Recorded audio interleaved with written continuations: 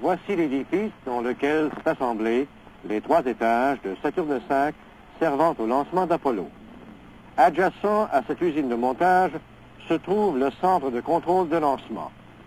C'est de cet endroit qu'est donné le signal de mise à feu des vols Apollo.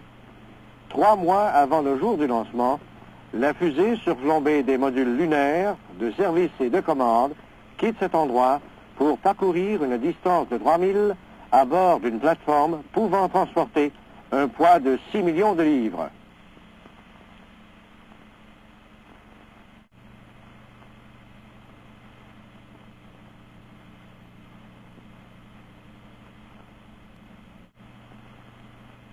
Apollo au complet mesure 363 pieds de haut et pour atteindre la rampe de lancement, la plateforme mettra 3 heures à parcourir les 3000 qui séparent cette rampe de l'usine de montage. Le plein de carburant, les vérifications et le compte à rebours sont effectués par ordinateur qui ont été programmés des mois d'avance et dont le contrôle s'exerce du centre de commande. Vous voyez derrière moi la longue silhouette d'Apollo 14, qui est actuellement entourée de l'échafaudage de maintenance ainsi que de sa structure d'alimentation en carburant. La section de maintenance est retirée 10 heures avant le décollage, alors que la tension continue de s'accroître pour le départ de cette importante mission scientifique.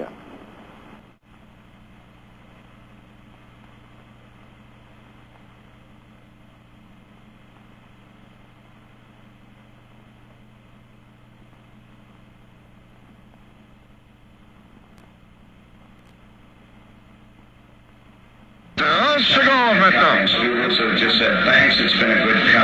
Shepard vient de remercier tout le monde. 25 secondes. Go, go, c'est prêt partout. On arrive à 15 secondes. 15. 14, 13, 12, 11, 10, 9, 8, 7, 6, 5, 4, 3, 1, 0.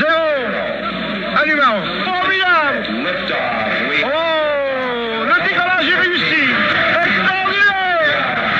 Formidable. Oh, quelle merveille de voir lever cette fusée dans le ciel. Écoutez le bruit que ça fait maintenant. Oh, merveilleux.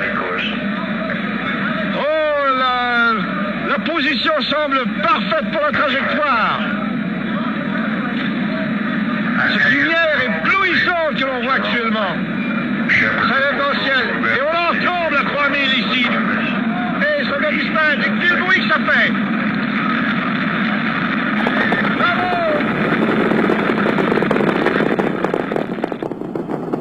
Pour réaliser le lancement auquel vous venez d'assister, des milliers de spécialistes, techniciens, ingénieurs et savants ont mis des mois à le préparer.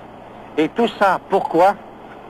Parce que l'homme cherche et cherchera toujours à connaître pour comprendre.